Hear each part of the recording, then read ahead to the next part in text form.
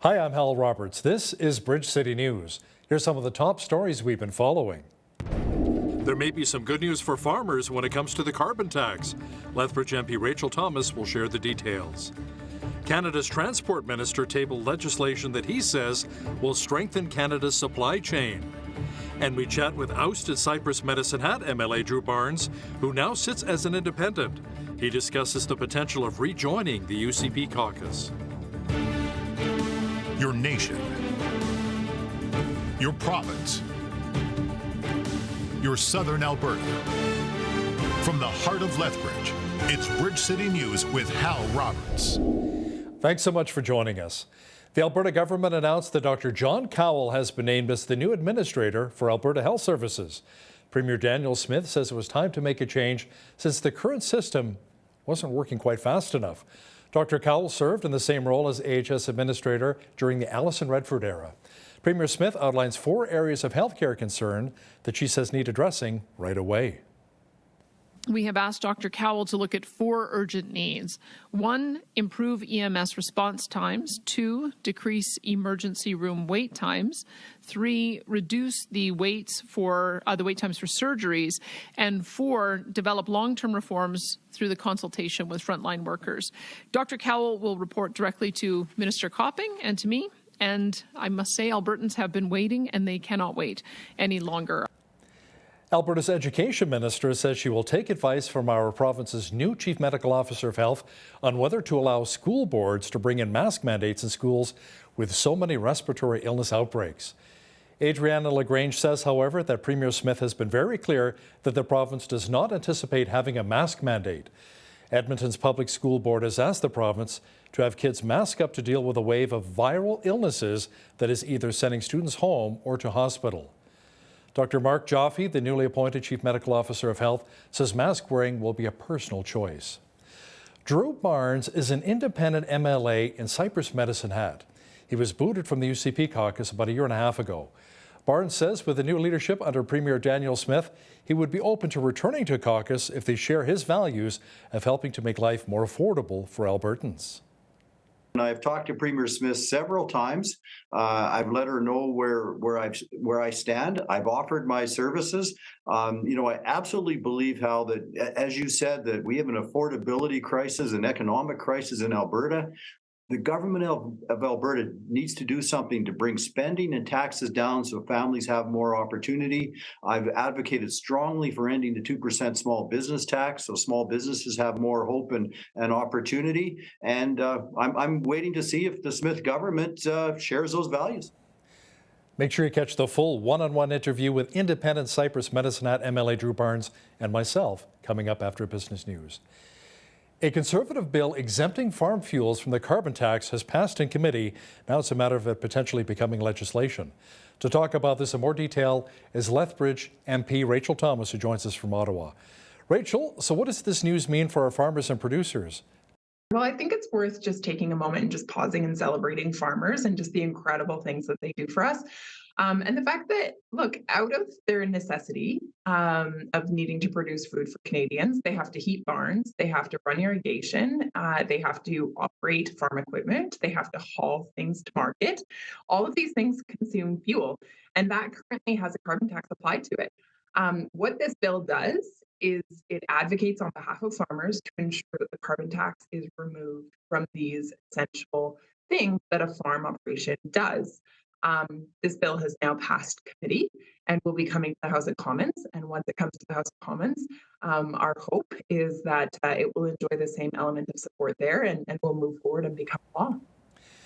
Has there been much talk in Ottawa about also potentially eliminating the carbon tax for our trucking industry? And how about for the rest of us? Yeah, certainly a great question. I personally would love to see the carbon tax removed. My Conservative colleagues would as well. We'd like to see it removed, not only for truckers, but for all Canadians. Because at the end of the day, let's be really clear here. What the Liberals are offering Canadians is not a climate plan. They're offering a tax plan. This is simply a massive tax that is being applied to everything from home heating to groceries to household items. To transportation. And so at the end of the day, Canadians are paying through the roof because of this carbon tax. It needs to be removed. It needs to be scrapped. Thanks so much, Rachel. That was Lethbridge MP Rachel Thomas joining us from Ottawa. Conservative MP Pierre Poilievre says the Trudeau Liberals do not have a climate plan, but they certainly have a tax plan.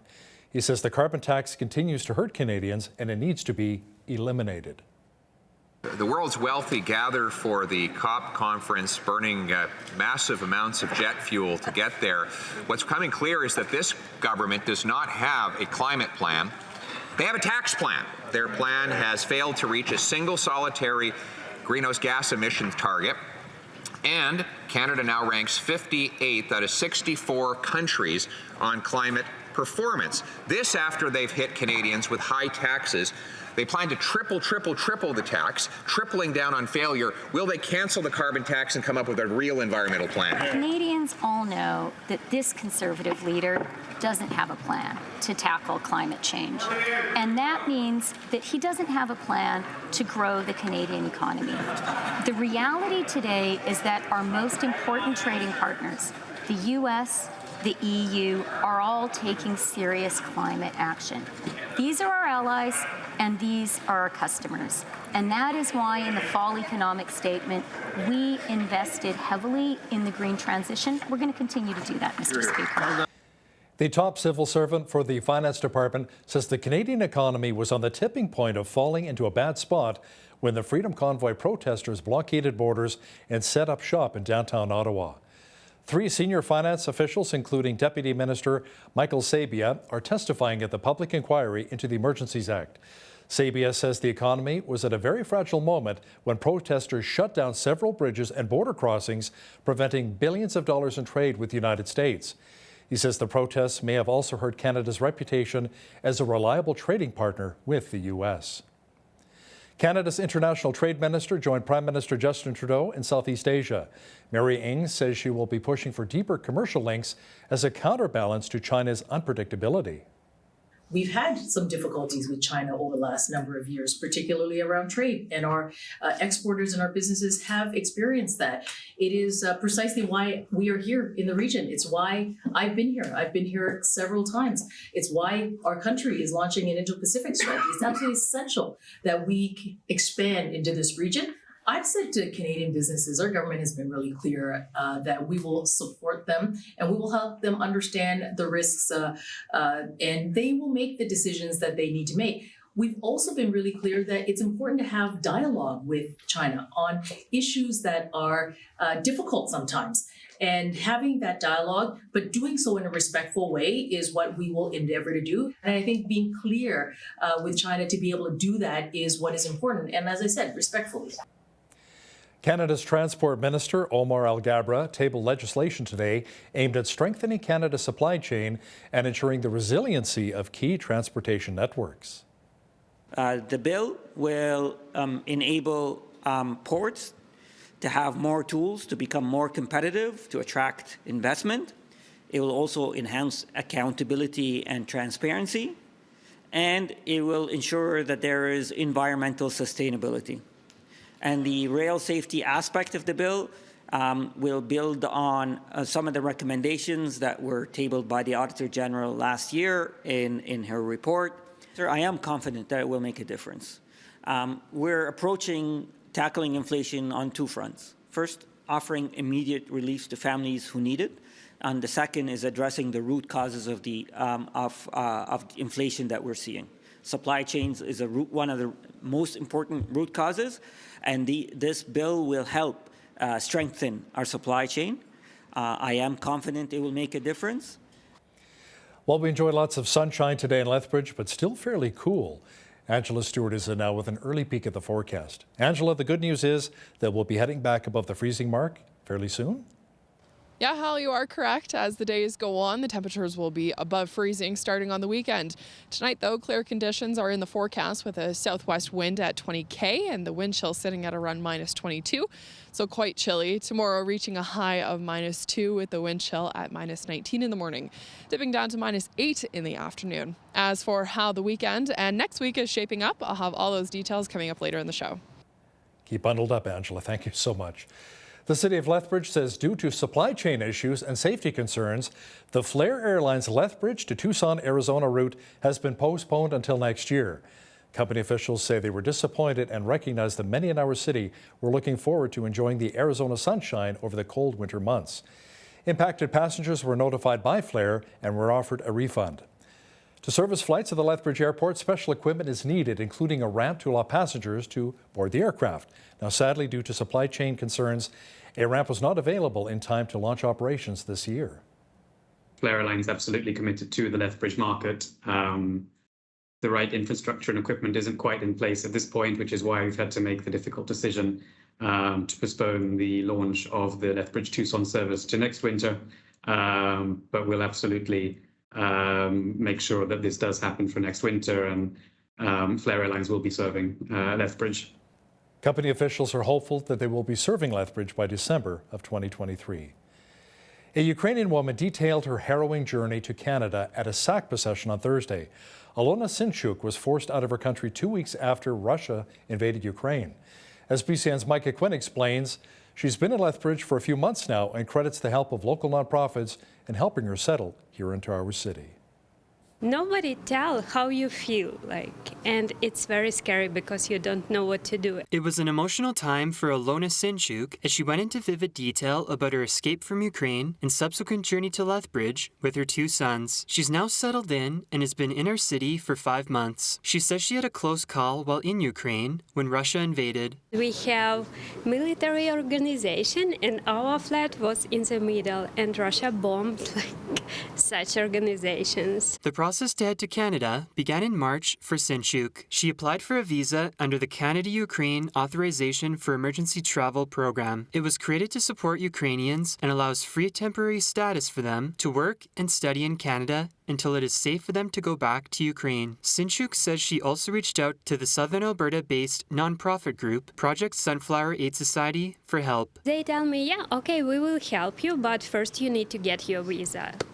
I get my visa after, I think it was May. So they find house for me. Another nonprofit, the Rotary Club of Downtown Lethbridge, were instrumental in helping to give assistance to Sinchuk and her family. They help us to actually to buy winter clothes, help me to get to walk-in clinic, such stuff. It's very important because you cannot get to your, you need to feel some safety in such stuff. Sinchuk used to work as the director of an eye clinic in Ukraine before the war. Now she's working at the FYI Doctors Clinic here in Lethbridge. For Bridge City News, I'm Micah Quinn.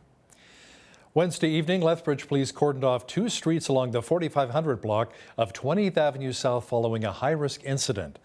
LPS arrested a 36-year-old male as he exited one of the homes later on during the evening. Officials from LPS say no one was injured and the investigation is ongoing. We'll bring you further details when they become available.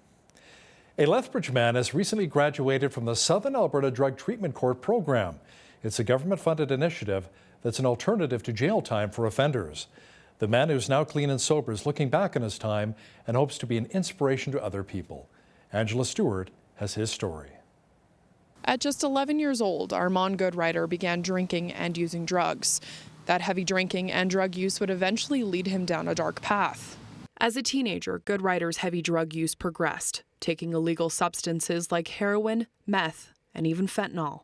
Pretty much any hard drug I can get my hands on. And it only got worse. Goodrider began committing crimes and getting into fights. Brought me to my lows, to where I wanted to sell drugs. And at the time when I started to make that decision to sell drugs, I was homeless. A drug bust in 2019 would lead to jail time for the young Lethbridge man. Continuing in a downward spiral, Goodrider was back in jail in 2020. After a month behind bars, Goodrider made the decision to try and begin a sober lifestyle, which included entering drug treatment court, a treatment option to help offenders break the cycle of crime and addiction. So it's a 5-phase program, and so it's about 12 to 18 months in length, but that also depends on the participant because it's not just about checking the boxes. It's really about ensuring that they're gaining the skills to live a life in recovery. The now 25-year-old is a recent graduate of the program and has been clean and sober for the last 2 years. His determination to change his life. He was really grateful to be arrested because he wanted to break that cycle but didn't know how. And so this program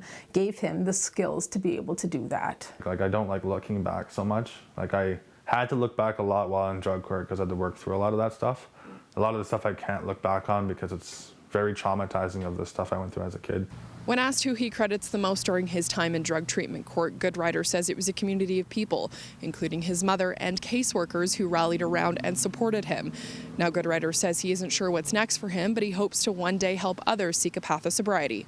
For Bridge City News, I'm Angela Stewart. What a great success story. A local music promoter has also been quite successful. Ron Sakamoto has been promoting musical artists here in our region for over 50 years. He was honored by the city of Lethbridge just over a week ago with his own Music Wall of Fame at the NMAC Centre. Now he'll be heading to the Juno Awards next year, where he'll be given the Walt Grealis Special Achievement Award. Sakamoto explained exactly who Walt Grealis was and how he's humbled by the award. Walt Grealis is one of the most influential people in the music industry, and that's why he co-founded the Juno Awards. And he was instrumental in, as far as music concerned in Canada. He's one of the co-founders of a lot of awards and the music scene. And to receive it is unbelievable, really, especially by Akaris, because it's a pinnacle of achievement, in the Canadian music, because it covers all genres of music. As if Sakamoto wasn't busy enough, he'll be in Calgary tonight to accept the Queen Elizabeth II Platinum Jubilee Medal for his work in the music industry. Congratulations, Ron Sakamoto. Ontario's Health Minister Sylvia Jones says her province is investing $182 million this year to upgrade and repair 131 hospitals and 65 community healthcare facilities. Jones says with the surge of respiratory illnesses that are overwhelming hospitals, it's important to meet patients' needs. We will continue to invest in patients, hospitals, and our frontline healthcare workers to ensure Ontarians continue to receive the care and services they need and deserve. In fact, Ontario's investments over the next 10 years will lead to $40 billion in health infrastructure improvements across the province. These investments will increase capacity in hospitals, build new healthcare facilities, and renew existing hospital and community health centers. South of the border, after hoping for larger gains in Congress, the Republicans managed to win a slim majority in the House of Representatives. A reporter from the Associated Press explains what that means for the American people. With this power, Republicans have an ability to bring an end to President Joe Biden's agenda. What they promise is largely a series of investigations into President Joe Biden, his family, and his administration. Republicans didn't necessarily run on a unified agenda of what they would bring to Washington. They want to fight inflation. They want to investigate the COVID-19 crisis. They want to improve the situation at the border. How they will do that remains somewhat uncertain. Their agenda is still being built and is in flux.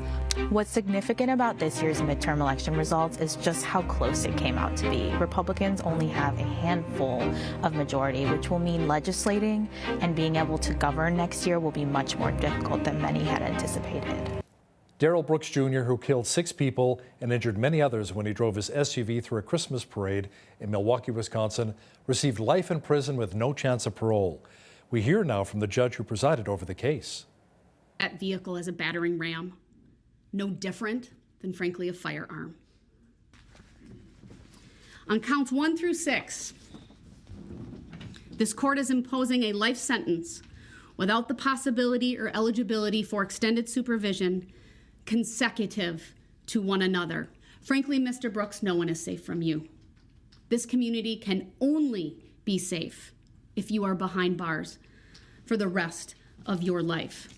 I'm going to ask you one more time, and if you refuse to sit down, then you are in direct disobedience of a court order. Sit down and be quiet so I can make the appropriate record. Can you tell me what the court right, order he's is? not going to obey. He's now forfeited his right to be present. He will go into the other courtroom. I didn't say I wasn't going to obey. We'll be in recess until he's there.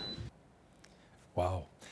The Canadian officer commanding a NATO battle group in Latvia says if required, they're there to help defend the country against Russian aggression. The man who's the head of the Enhanced Forward Presence Latvia Battle Group says the threat is very real in light of the Russian invasion of Ukraine. As a commanding officer, I provide all the overall direction and guidance and then the tactical orders in the field. As a battle group, we're here to contribute to the defense of Latvia. So we're a deterrent force, and if required, we're here to defend this country. We have artillery, maneuver, which is infantry and tanks, and then we have engineering support, and then our combat service support, so our logistics, our maintainers, and all the people and the vehicles and equipment that sustain the battle group in the field. Why is it important to defend that country? Given the current state of affairs in the world with the Russian aggression into Ukraine, increased threat on the eastern flank, and NATO now posturing more forces forward in Europe. So we're here to defend our NATO allies. We have seen the Russians invade Ukraine. We've seen what's happening in that country right now. What they're going to do in the future is really in President Putin's hands, I think, but the threat is very real. Well, we had kind of a mixed bag here today in Lethbridge. Some sunshine mixed with cloud, even light flurries. But fortunately, a warming trend is on the way. Complete weather details are on deck.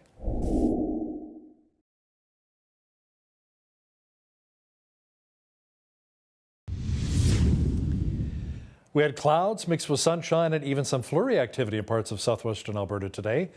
Angela Stewart is out in the field with the full weather details. Angela, it appears as though the mercury will be climbing soon, warming things up here in our region. Yes, slightly warmer temperatures are on the way. We can expect to see those warmer temperatures starting this weekend. Tonight, though, clear conditions with that wind chill reaching -22. Friday, sunny conditions with winds reaching about 20 gusting to 40 at times, a high of -2. Saturday, 4 for the high and lots of sunshine. Now on Sunday and Monday, 5 degrees expected for the high on both days, with that sunshine sticking around. Looking at Tuesday there, even warmer temperatures, 8 degrees for the high and a mix of sun and cloud. Wednesday, dipping slightly to 4 degrees and a mix of sun and cloud. 3 degrees is the average high for this time of year. Typically, our average low is about -7. Now, back in 1939, we reached double-digit temperatures, 18 degrees. 1955, though, was a chilly -31. 7:46 was the time that the sun rose this morning. 4:47 is the time that the sun set, giving us just over 9 hours of daylight. Looking at temperatures across the country now for Friday, Victoria sunny and 8 degrees. The UV index about 1 or low. Vancouver 6 for the high and lots of sunshine for Friday. Edmonton -2 and sunny with a northwest wind gusting to about 20 Calgary -1 and sunny. The wind chill in the morning for Calgary reaching about -12 in the morning and -7 in the afternoon. As we look to Saskatchewan now, Saskatoon, a mix of sun and cloud with a northwest wind gusting to about 30 -7 for the high. Regina, periods of light snow in the afternoon, winds gusting to about 40 sometimes even reaching 60 with a high of -7. Winnipeg, snow about 2 centimeters is expected. The wind chill about -24 in the morning and a high of -7 for Friday. To the central part of the country now, chance of snow, about a 40% chance for Toronto, reaching a high of 2 degrees for Friday. Now Ottawa, a chance of snow, 1 for the high. Montreal, a few flurries in the morning, ending near noon. Winds reaching about 15 there, 0 for the high. Fredericton, mainly sunny and 2 degrees for the high. Mainly sunny in Halifax, 3 degrees for the high there tomorrow. Charlottetown clearing near noon, winds reaching about 30 and a high of 1. St. John's, a chance of rain, about a 40% chance, a mix of sun and cloud, and a high of 4. And that's a look at your forecast. Today's weather report is brought to you by Ridge Utilities, providing competitive rates for electricity, natural gas, and internet, while investing back in communities across southern Alberta. The RCMP say 2 oil field workers died in an explosion at an oil and gas site in northern Alberta near Slave Lake.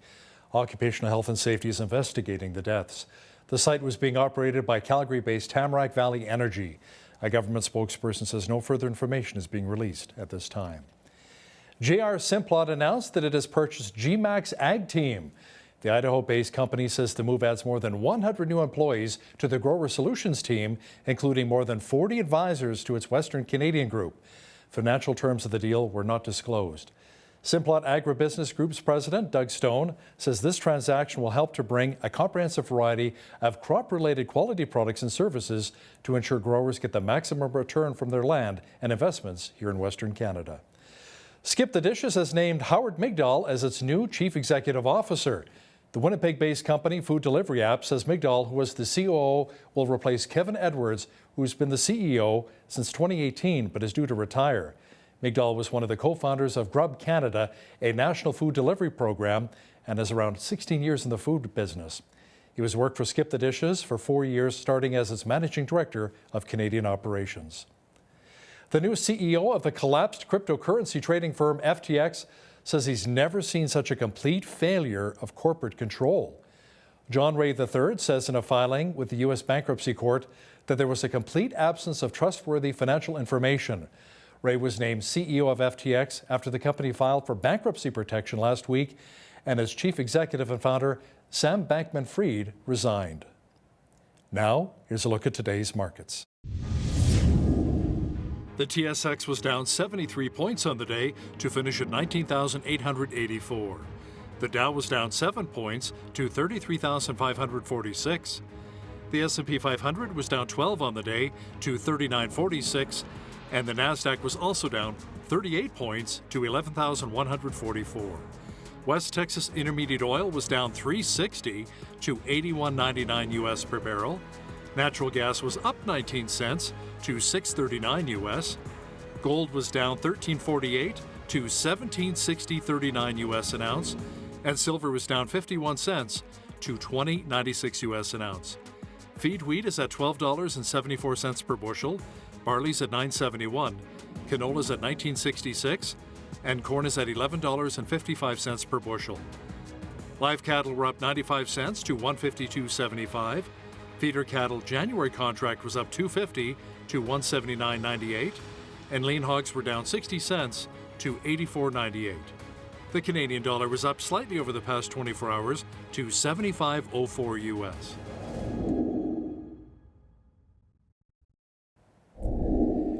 Recapping one of our top stories, Alberta's education minister says she will take advice from our province's new chief medical officer of health on whether to allow school boards to bring in mask mandates in schools with so many respiratory illness outbreaks. Adriana LaGrange says, however, that Premier Daniel Smith has been very clear that the province does not anticipate having a mask mandate. Dr. Mark Joffe, the newly appointed chief medical officer of health, says mask wearing will be a personal choice. Coming up, an exclusive one-on-one interview with independent Cypress Medicine Hat MLA Drew Barnes, who discusses the potential of rejoining the UCP caucus here in Alberta. Listen, if you see news happening in your community, be sure to drop us an email at info@bridgecitynews.ca. We'd love to hear from you. Here's today's Bridge City News community calendar. Find unique gifts at the Indigenous Artisans Christmas Market on Saturday, November 19th at the Lethbridge Public Library's main branch from 10 a.m. to 5 p.m. Discover handcrafted items, jewelry, home decor, and so much more. Plus, enter to win door prizes with every purchase. Admission is free. For more information, visit lethlib.ca. The Interfaith Food Bank is looking for volunteers to help in administration, their warehouse, and kitchen. The commitment is 3 to 4 hours, once or twice a week. Through your help, you'll be providing food security in our community and enjoy a sense of purpose by serving others. For details on volunteering, contact Bill at volunteer@interfaithfoodbank.ca or by calling 403-320-8779. And that's today's Bridge City News community calendar.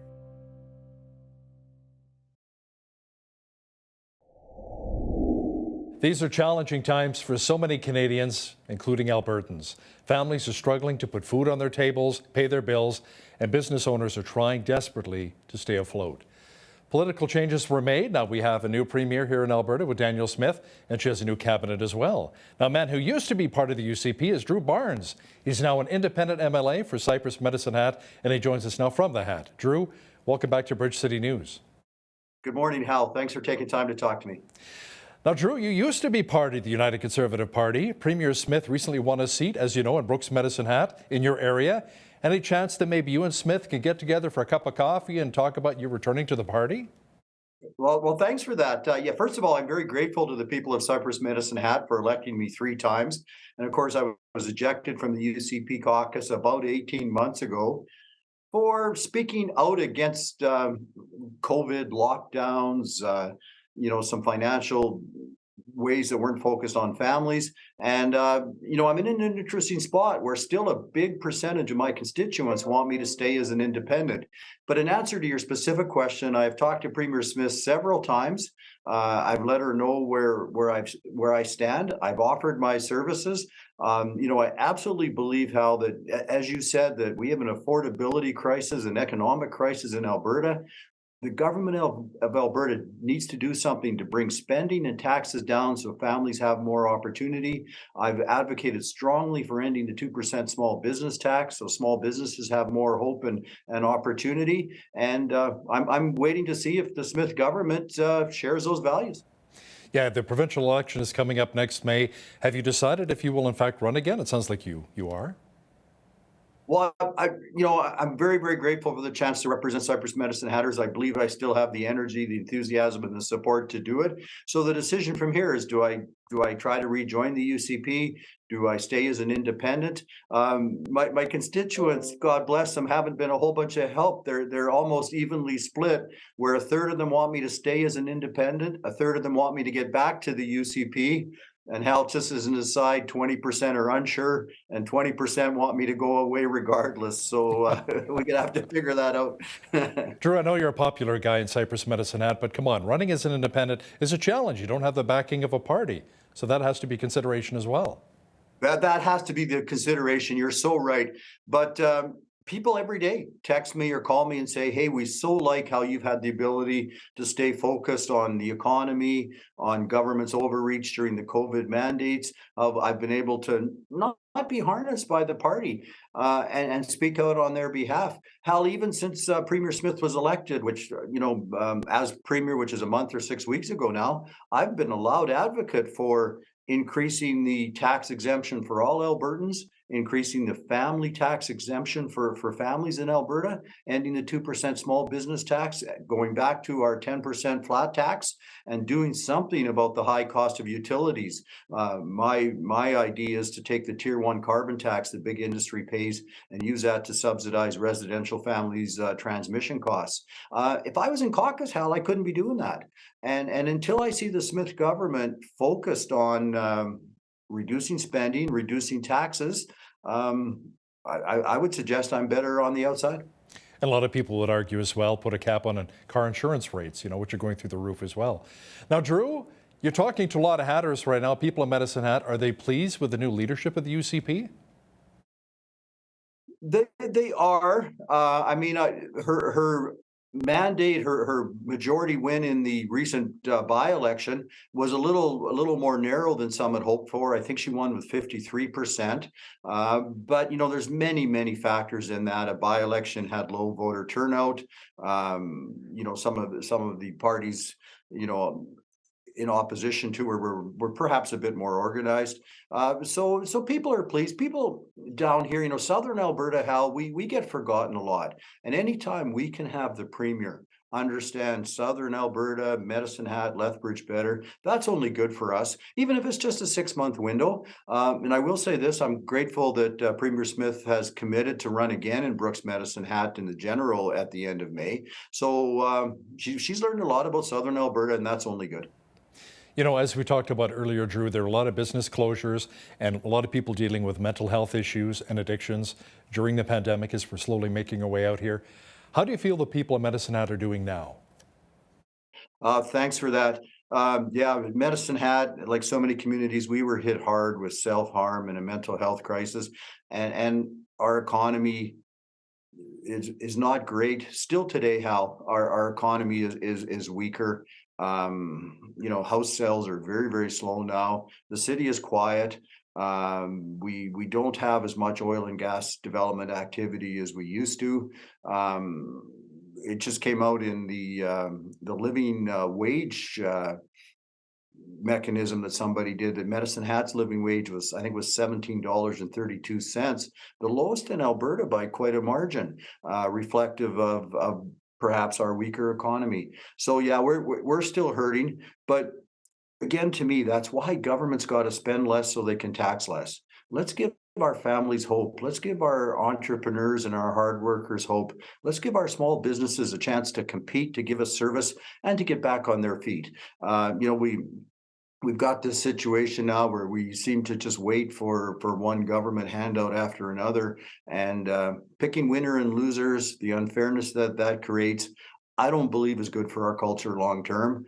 And I hope the UCP can pivot and start to spend and tax less. You know, there's been talk of the Alberta government eliminating the provincial fuel tax once again. Do you think that'll make much of a difference here when it comes to the affordability crisis here in the province? It will certainly help. You know, and I think it needs to be done, as well as reducing business and family income taxes. Hal, our blessing is our curse. Our oil and gas royalties are about to go up by at least $8 billion a year, as I think it's 5 to 8 oil sand plants have met their cost of capital recovery, so they're going to pay higher royalties. Let's use that money to reduce Albertans' taxes so Albertans can work hard and provide choice and services, and we can create the kind of culture that we've always had, where we work hard, we take risk, and we help each other. Drew, how do you feel about some of the smaller independence parties positioning themselves as maybe an alternative to the UCP in the next election? Do you feel that'll maybe split the right vote? Well, first of all, choice is good for all Albertans, and you know, Hal, if you don't vote for what you want, you'll never get it. So the vote splitting argument, to me, just doesn't hold a lot of water, and it just, you know, reinforces the two legacy parties that are there now. So I'm grateful that hardworking Albertans, most of them on their own time and their own dime, are getting together, developing ideas, sharing ideas, and with the idea of more prosperous Alberta families, Alberta being the freest and most prosperous place. I'm glad they're presenting ideas, and let's see where it goes. How our system could use way more involvement. Our system could use more ideas for sure. Drew, in your opinion, what will it take to ensure that the UCP holds on to power and fends off a charging Rachel Notley and the NDP? Thank you. What it's going to take first and foremost is finding conservative values again. Family values, so families can prosper and take care of their choice in education and healthcare. What it's going to take is smaller government and lower taxes. You know, there's some things that seem like they're out there, but they're the foundation of creating wealth and strong families. Things like property rights, strengthening the rule of law. How we're living in this world now of catch and release with our criminal system, that has so got to change. And I think if the UCP government and Premier Smith were to focus on a government that spends less, lower taxes, and rural crime, I think they'd go a long way to get reelected. You know, obviously the big cities are big battlegrounds too, Calgary and Edmonton. The UCP and NDP are both putting a lot of their efforts in there. What will it take for the UCP to hold on to some of those seats and secure some new ones in the bigger cities? Well, thanks. It will take some fresh ideas. You know, we haven't had low taxes and strong conservative values for decades now. So it's going to take a strong move from the UCP government to significantly reduce taxes. You know, really, when I was thinking, you know, earlier about the Kenney government legacy, they reduced big corporation taxes down. You know, I think we've seen some benefits of that, but not what we could. Why instead can't we do the same for families? Hal, when we had a 10% flat tax in Alberta, that went a long way to diversify our economy because we attracted risk takers, hard workers, and people that gave back to their communities and their neighbors. And I think a strong move in that direction is how you get reelected. The UCP government and Premier Smith needs to show Albertans that they are conservative and they are significantly different from Rachel Notley and the NDP. Drew, looking back to the results of the Fair Deal panel, why do you feel that a provincial police force is still a good idea? It's just a good idea, first of all, because right now our justice system is broken. We also need some changes in Crown prosecutor and judicial manners there. But it's all about gaining some leverage with Alberta in addition to better policing, more accountable policing. Hal, the fact that not only do Albertans send over $25 billion a year to Ottawa, but we have inequity in the Supreme Court. Quebec is guaranteed 3 seats. Ontario is guaranteed 3 seats. Alberta, Saskatchewan, and Manitoba just rotate one on a basis of whose turn it is, and the fact that so many laws are geared for home ownership in Montreal, Toronto, and Vancouver instead of agriculture and resource development in Alberta and Saskatchewan. Those are the kind of changes we need Ottawa to pay attention to, and doing things like our own police force, our own tax collection, our own control over our immigration needs would go a long way to show Ottawa that we can take care of ourselves, just like Quebec does. Okay, let's talk about the pension plan for just a moment. Rachel Notley and the NDP have slammed the UCP for pushing for the Alberta pension plan over the Canada pension plan. What are your thoughts on the Alberta government potentially taking over our retirement or pension funds? Oh, absolutely, we need to, and for the simple reason it would be at least a $3 billion benefit for Alberta workers and families. The number could be as high as $5 billion, but between $3 and $5 billion more annually leaves Alberta in terms of higher premiums, or doesn't come back in terms of lower benefits for our seniors. So number one, it would go a huge distance to make life more economically prosperous here. But Hal, that's an interesting one, and nothing should be done without making sure Albertans are fully transparent and fully engaged. When I was on the Fair Deal panel, many Albertans came to me and said they liked the idea, but they were concerned about the risk and they were concerned about how it would work. So I would challenge and encourage Premier Smith to go slower on the pension, to have a referendum for all Albertans a year or two from now. And how it's based on kind of 3 things. Number one, Albertans need to know what we're doing with their money. Number two, it's based on making sure that they have the full and final say on what happens with their money. But third, it's about getting a better deal with Ottawa. And please remember that most of us want to stay a strong part of Canada, but nothing moves unless it's pushed. And it's time to push Ottawa for fairness for Alberta families. Let's chat a bit about property rights and the importance for Albertans. Is it more just an agricultural sector issue? What are your thoughts? No, it's essential for Albertans. It is a bit of a concept that's out there for sure, but Hal, there's 2 components that create wealth. Property rights, your right to own something, to use it as you want, to buy it, or to buy it, sell it, lease it, or not, and the rule of law. And you look at where Alberta's at now. Property rights with bigger and bigger overreaching government, with more and more expropriations, with the Bill 36, the Alberta Land Stewardship Act that the Progressive Conservatives tried to do 10 or 12 years ago, that really hurt and diminished property rights, coupled with the rule of law right now in Alberta. I mean, when I talk to business people who are 10 years plus in their civil court cases and can't get court time, when you hear about the catch and release system for our offenders, where the consequences for serious offenses are avoided a lot of times, these are the things how we create wealth. And Alberta, we have hardworking, risk-taking people. We need property rights and effective rule of law so we can create wealth for everyone. Now, speaking of rights, Drew, can you explain why it's so important for you that Albertans maintain their rights over government authority?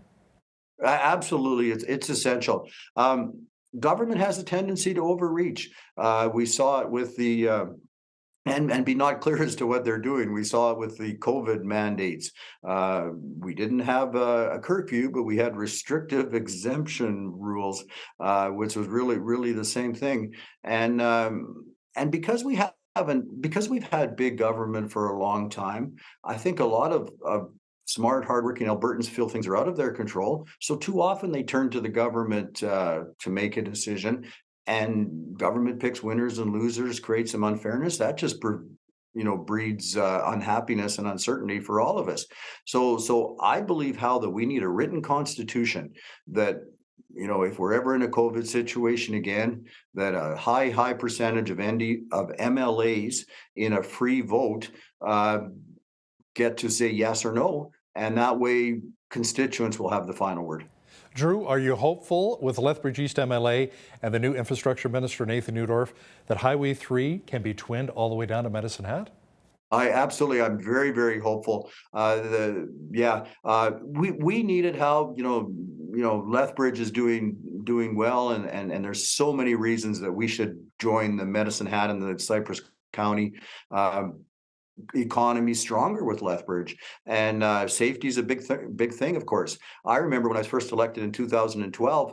That some parts of Highway 3 had a higher traffic count than Highway 63 to Fort McMurray. So with safety and a stronger economy in mind, and again, we're very, very fortunate. Oil and gas royalties look like they're going to be strong for the next several years. Let's do what we need to do to make Alberta the freest and most prosperous place. Drew Barnes is the independent MLA for Cypress Medicine Hat. Thanks for joining us today from Medicine Hat. Hal, I appreciate it. Have a good rest of the day.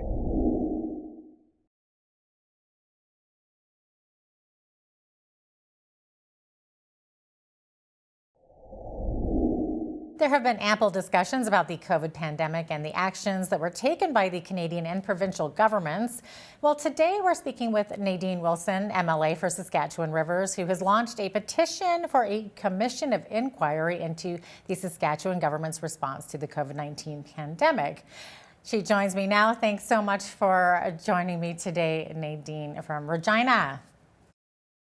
Thank you, Jeanette. I'm in the Saskatchewan Legislative Assembly building today because we're in session, the 29th session of Saskatchewan. So I'm sitting currently in opposition from the Saskatchewan Party government, who I had previously been with for 12 years. Okay, wow. And I know that you have launched this petition on your website. So before we get into that, tell me about some of the things that you've been seeing across Saskatchewan since the pandemic started. You've been there for a while. You were mentioning you've been in the legislature for 14 years, so you've seen a lot.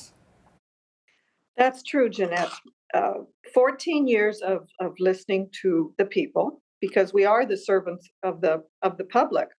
But the last 2 years has shown me there's been some changes in what's happening in the world, and particularly in Saskatchewan.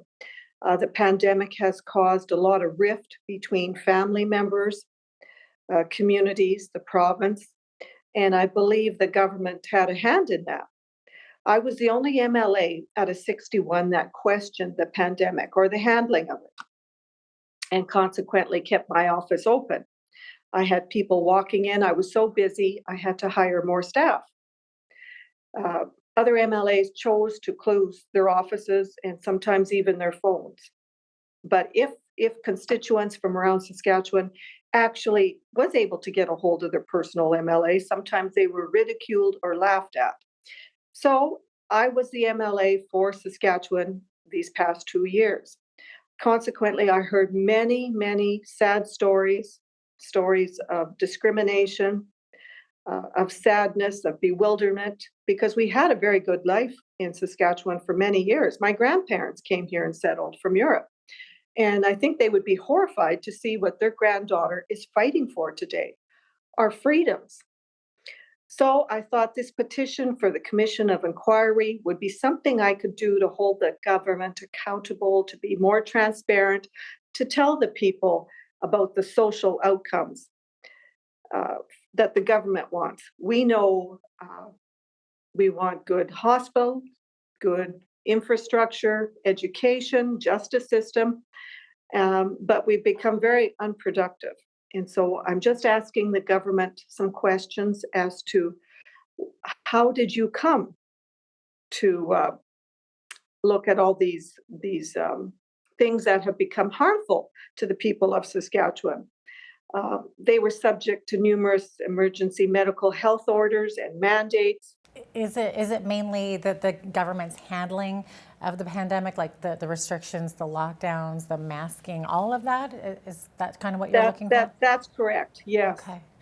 I was just thinking back over the thousands of stories that I've heard from children not being able to be children and even going to school, to seniors who died alone. We weren't able to bury our dead.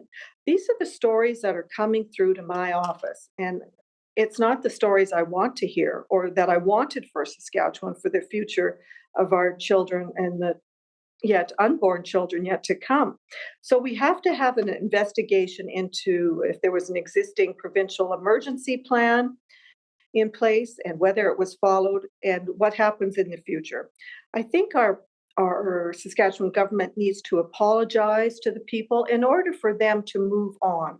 There's a lot of hurt and angst, and the people just want to be recognized that their feelings are valid. Oh, absolutely. Then perhaps they can move on. Now, Nadine, I understand that you are now sitting as an independent in the legislature. So what happened there? And was it because you opposed Premier Moe's lockdowns? I did.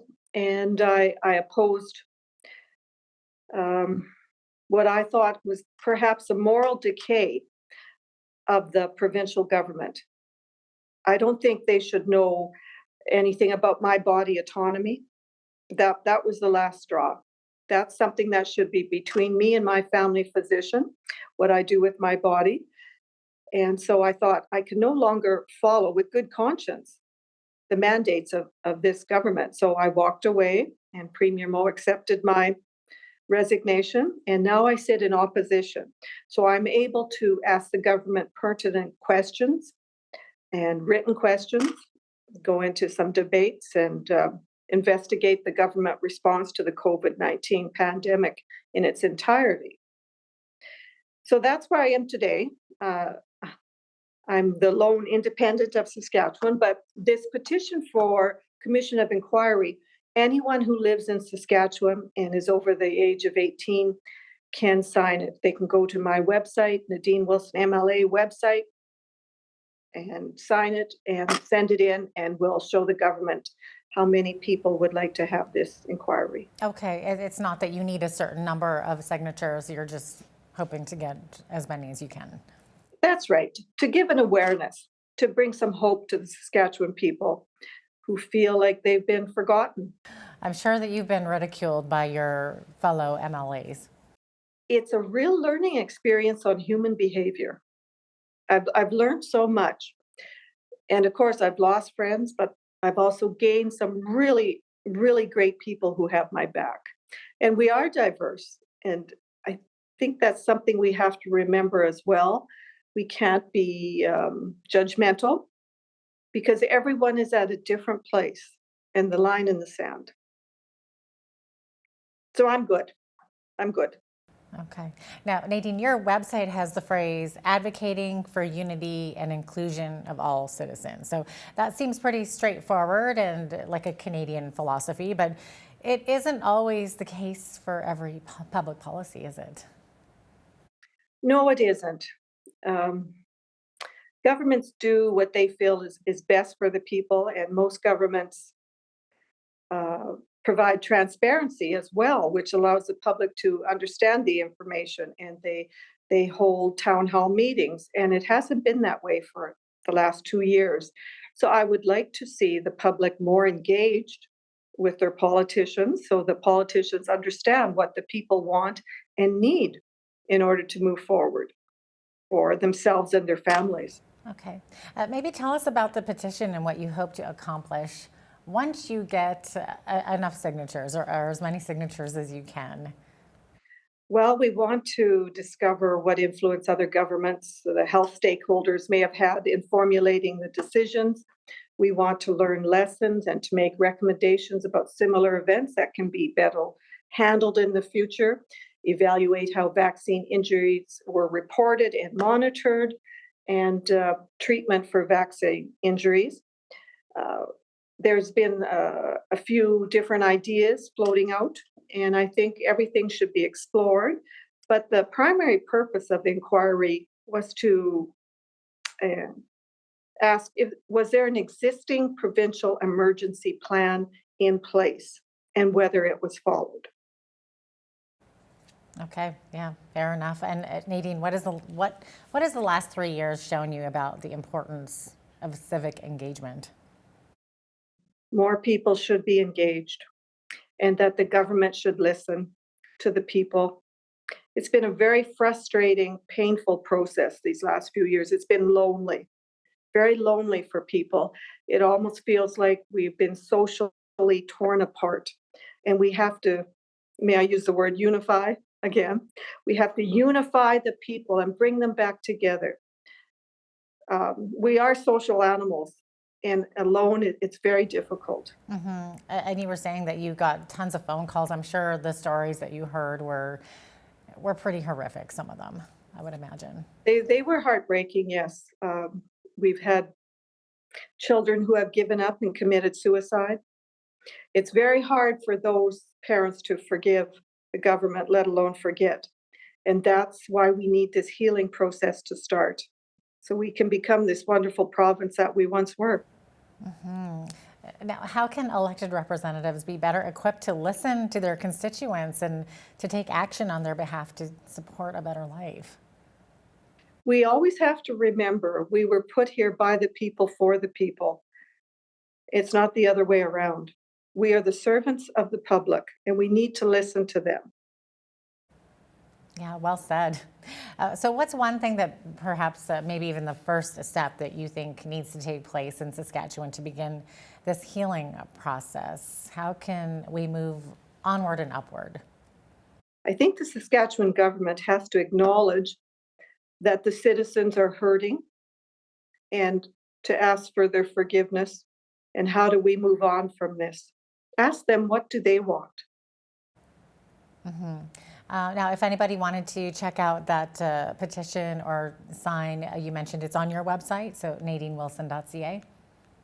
Yes, that's correct. Thank you. Okay, all right. Thanks so much for joining me today, Nadine Wilson, MLA for Saskatchewan Rivers. So great to have you on.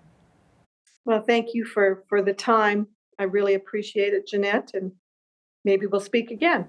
Absolutely. So if you want more information about that petition that's available for Saskatchewan residents to sign, you can visit NadineWilson.ca. I'm Jeanette Roche on behalf of all of us here at Bridge City News. Thanks so much for watching.